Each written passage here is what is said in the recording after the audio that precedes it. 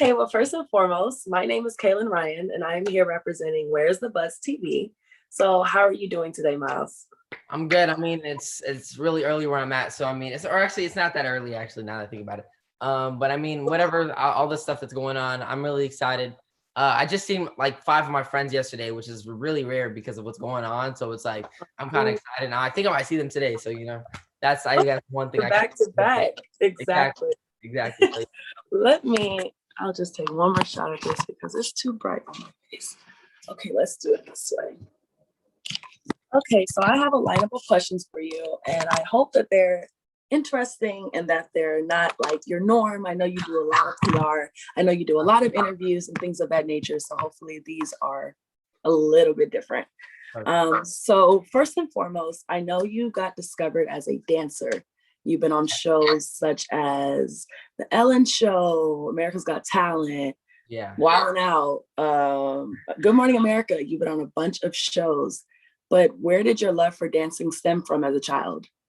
I guess it really started from watching Michael Jackson and watching James Brown. And also I would say watching, okay, so my dad is an artist and he would always love going on tours in Europe and tours around, I guess, the world. And he would always record everything and he would come back and he would show me the people's reactions and how they would, dance and stuff. They would always do everything differently every single country he would go to. And I Okay. think that really inspired me seeing how many people love to dance. And I was like, yo, Michael Jackson is like the most awesome person I've ever seen in my life. Like Yeah. he's the most biggest inspiration ever. And I think that really came from him. And I'm a part of this huge dance community. That's this huge dance community that I'm a part of. And it's like ever since then they've always been, I guess, the most loving and caring for me.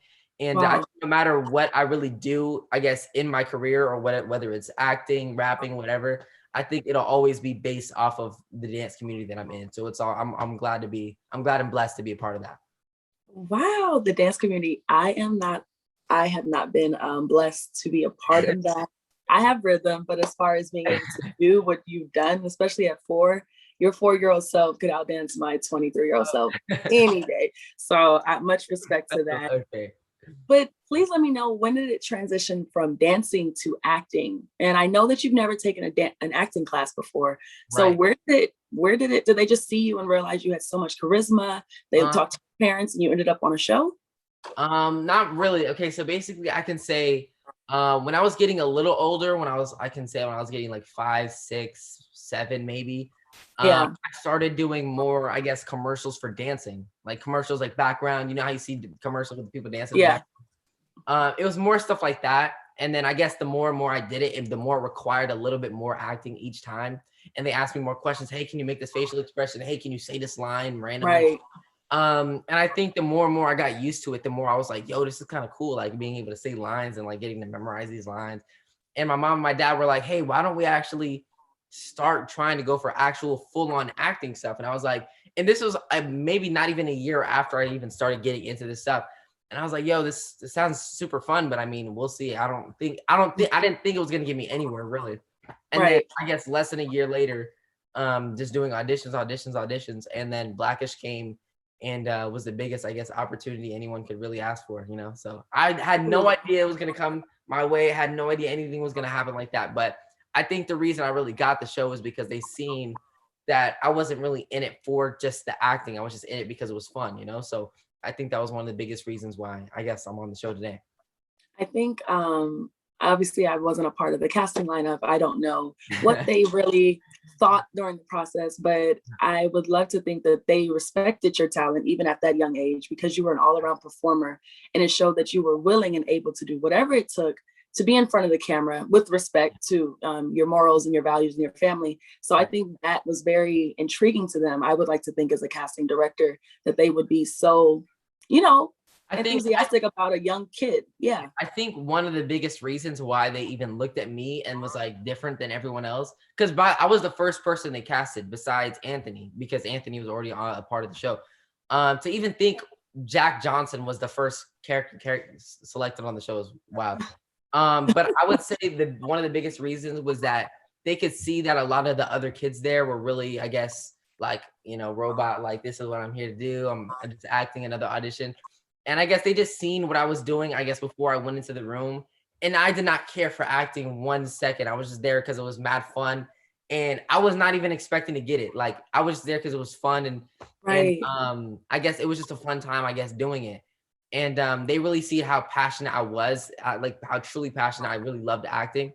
And it wasn't there because it was a job or they're like, oh, I got to audition because I needed to get this. So I think that was one of the biggest reasons why I got it in the first place. I mean, obviously, ever since then, I found that passion for it as a job, you know. Yeah. But I could say that that's how it started off. Yes, and congrats. I know you guys are season upon season upon season upon season in now. So this congrats is long overdue, I guess, for me. But congratulations for being the first character casted, for the show being built around you, you having a twin on the show. I know you have a sister in real life. So please speak to your relationship with your on-camera sisters, both of them, and how much of that is similar to your life as a brother in real life. I would say it's crazy. It's crazy because it's like Marseille, she's really like my best friend. Like I've met her in the first audition. Like I literally, the story is wild. The fastest way I can explain it was I literally seen, this is back like 2014.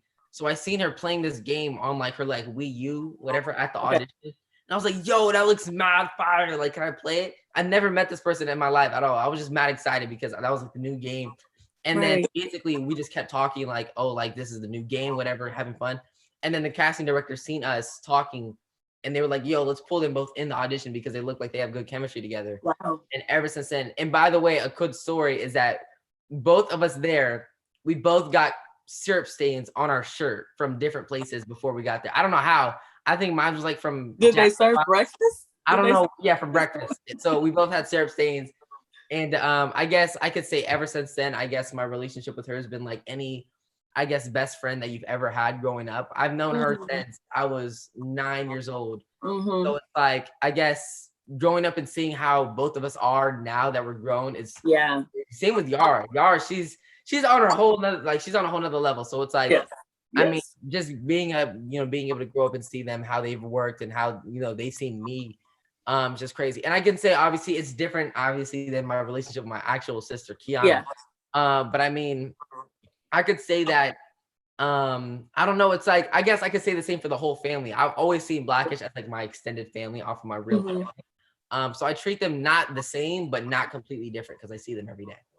Definitely. And what I love, the moral of your story of how you got the connection with your on-camera twin is it pays to be nice. Imagine if you were in the waiting room or you were seated alongside her and for some reason she or yourself was disrespectful, rude, a little. I would always think like if I would have walked in that room like 20 seconds later and she got called in, I would have been raps. They would have never been able to see. Well, at some point it probably would have played out because it seems like it was destined for the cast to be what it is. I mean, it was probably destined, but it's just crazy to think there was like 100 kids there. So it's like it could have, I don't know how. It could have been anybody. But the crazy part too is that her mother, Carol, shout out to Carol, by the way. I don't know how she predicts stuff like this, but she was like, yo, this connection is so crazy. Like she would always think this.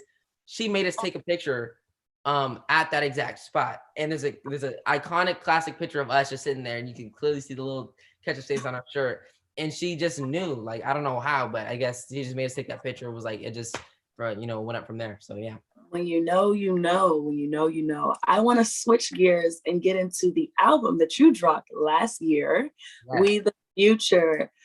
Please walk me through how that's been now having that on your resume as an artist. And, I would say it's a crazy thing to even see myself as an artist now. Like it's weird to say that because I'm a fan. I've always started off as a fan and then worked my way up into actually doing it. Yes.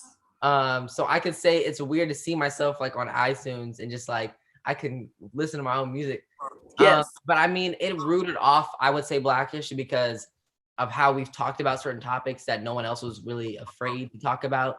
For sure. That I guess inspired me to start talking about my own topics, whether it's Gen Z, the way that things are going with mental health in my generation. It's out of this world. It's crazy. So it's like no one else was really putting that out there in their music. Obviously, we know that the type of music people make nowadays. So it's like it's something that I was like, you know what, why not? I mean, I started off doing it as for fun. and like I do with everything. And I guess it just went up from there. Where is the buzz? Oh, Where is the buzz? You said Oh,